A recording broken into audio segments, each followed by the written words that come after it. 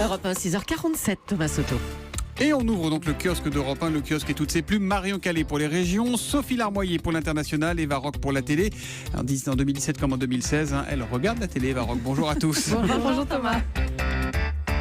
On commence par la presse nationale et j'ai cherché pour commencer quelque chose susceptible de vous donner du courage ce matin. Bon, alors c'est pas la une du Figaro qui tragiquement fait sa une donc sur la Turquie dans la spirale de la violence.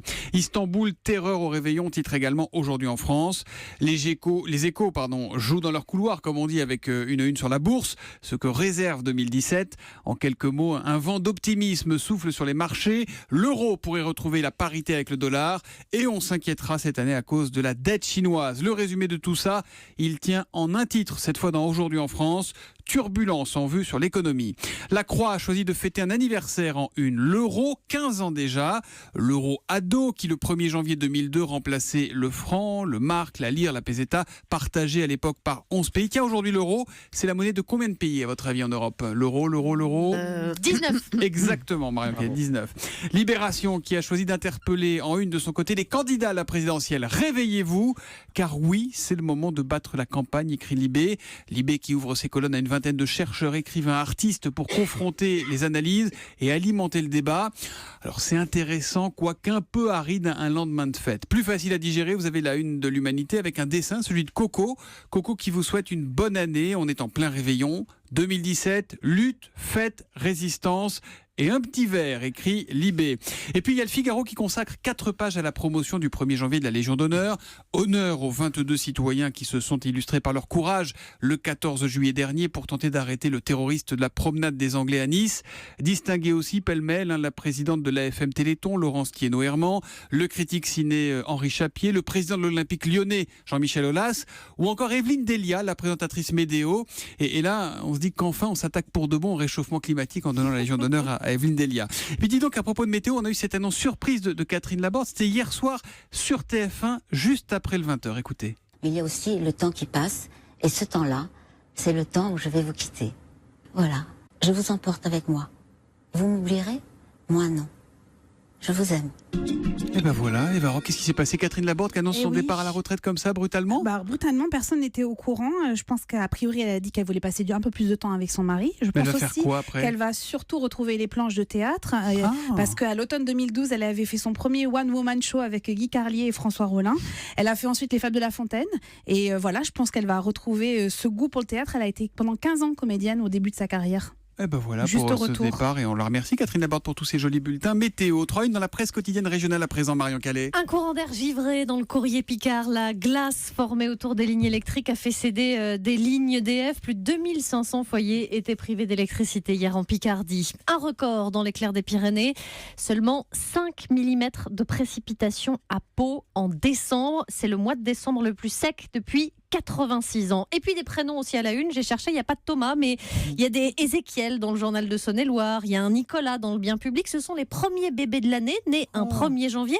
C'est un peu la course à l'échalote ce matin dans les journaux. Minuit 3 pour Nicolas, minuit 2 pour Justine dans la Sarthe, dans le Maine-Libre. La seule qui donne l'heure vraiment et qui fait foi, c'est Julie. Europe 1, il est 7h10. Oui, évidemment, l'histoire du jour, c'est celle d'un héros du quotidien, en l'occurrence un héros de la Voix du Nord. Ludovic fait sans doute en ce moment sa tournée pour livrer le journal. Le jour, il est éducateur spécialisé et au petit matin, il est colporteur. Il distribue la Voix du Nord et c'est au cours de sa tournée la semaine dernière, dans la nuit de jeudi à vendredi, par un froid glacial, moins 5 degrés, qu'il a découvert une vieille dame allongée sur le trottoir, en chemise de nuit, une polaire seulement sur le dos, les pieds nus, à 10 mètres de sa maison.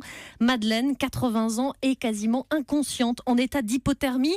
C'est Ludovic qui a prévenu les secours, qui a pris soin d'elle en les attendant. Si elle était restée dehors une demi-heure de plus, raconte l'un de ses fils dans La Voix du Nord, elle ne serait plus là aujourd'hui. Madeleine qui a donc pu fêter la nouvelle année sans pouvoir vraiment se souvenir de ce qui s'est passé ce soir-là. J'ai un trou noir, raconte-t-elle. Son sauveur lui dit avoir agi naturellement. Il a d'ailleurs choisi de ne pas dévoiler son nom de famille. Ben voilà, les vrais héros sont humbles. C'est donc à lire dans La Voix du Nord, comme ça Madeleine saura exactement ce qui lui est arrivé. Merci beaucoup Marion Calais. La presse américaine parlait hier d'actes de vandalisme, Sophie Larmoyer, mais la blague d'un petit plaisantin sur la fameuse colline d'Hollywood en Californie Californie a plutôt amusé les habitants de Los Angeles. Racontez-nous. Oui, la dépêche de l'agence Associated Press, reprise dans la presse américaine, précise d'emblée à ses lecteurs que ce n'est pas la gueule de bois qui leur a joué des tours. En se réveillant hier matin, c'est bien Hollyweed qu'ils ont lu sur la colline et non Hollywood. Et weed, W-E-E-D, ça veut dire herbe ou mauvaise herbe. Et par extension, ça désigne le cannabis. Ah oui, les deux O de Hollywood se sont transformés en E dans la nuit. Mais qu'est-ce qui s'est passé? Alors le farceur y a passé une partie de son réveillon. Il n'a rien abîmé. Il s'est contenté d'escalader les deux immenses lettres O, 14 mètres de haut quand même, pour y installer des bâches noires et blanches qui créent un effet visuel plutôt très réussi d'ailleurs. Il y a 41 ans, un étudiant en art avait déjà transformé Hollywood en Hollyweed la nuit de la Saint-Sylvestre. À l'époque, il avait voulu saluer le passage d'une loi qui décriminalisait la possession de petites quantités de marijuana.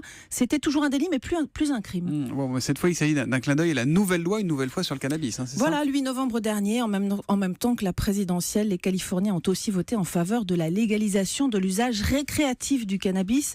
C'était un référendum au niveau de l'État, 20 ans après avoir été les premiers à en légaliser l'usage médical. Fumer de la marijuana est donc désormais autorisé en Californie à partir de 21 ans. Aujourd'hui, 7 États américains ont fait ce choix de légaliser le cannabis. C'est qui, Sophie? Qui est ce farceur qui a transformé Hollywood en Hollyweed? Tout en noir, il a été filmé par des caméras de surveillance. Ça a un petit peu énervé les services de sécurité qui ont été très moqués sur les réseaux sociaux. Et donc le petit rigolo est recherché. S'il est attrapé, il risque d'être poursuivi pour intrusion délictueuse, mais pas plus. Oh bon, non, faut pas le condamner, c'est plutôt sympathique ce qu'il a fait. Hein. Et j'ai lu en préparant votre chronique avec vous là, c'est de 1923 les lettres Hollywood. Absolument. Et au début c'était Hollywoodland, c'est ça? C'était un programme immobilier. Voilà, et puis le H a été abîmé, il a fallu le refaire. Ils ont enlevé Land du coup pour. Donc ils ont fait Hollywood. Comme ça c'est très bien. Merci beaucoup. Alors Eva Rock, elle a un petit problème, c'est qu'elle a rien trouvé qu'il a emballé à la télé ce soir. Du coup elle est allée voir sur les sites, et en l'occurrence sur le site MyTF1. Et là vous avez trouvé Jeune diplômé, ton premier boulot à regarder. Oui, direction le site qui propose de plus en plus en fait de fiction courte, inédite, comme cette pastille de 2 minutes. Et vous allez découvrir le quotidien d'Alice qui, à 24 ans, décroche son premier boulot. Allez, ça y est, c'est ton premier jour de boulot. Tu es à la fois hyper motivé et très stressé.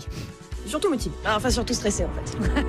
Voilà, un peu comme nous aujourd'hui. Alors un CDI en principe... Ah oui, j'étais stressée ce matin. C'est comme la rentrée scolaire, vous savez. Alors. Un CDI en principe, c'est un peu la fin des soucis. Et puis le passage dans le monde adulte, c'est aussi quand même les collègues de bureau qu'on ne choisit pas, comme Guillaume. Je vais me faire un petit café, moi. Martine, je t'en fais un? Non merci, c'est gentil. Moi je veux bien. Tu m'en offres un, je t'offre le prochain. Lui, c'est Guillaume. En 6 semaines de boulot, tu lui as déjà offert 13 cafés. Et t'attends toujours qu'il t'offre le prochain.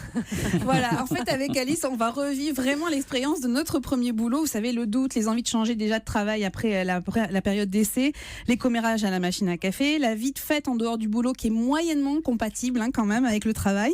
C'est un programme court ultra rythmé qui est surtout porté par une excellente comédienne. Elle s'appelle Tiffen Haas. C'est une des jeunes actrices de la famille Le Pic dans Fais pas ci, fais pas ça.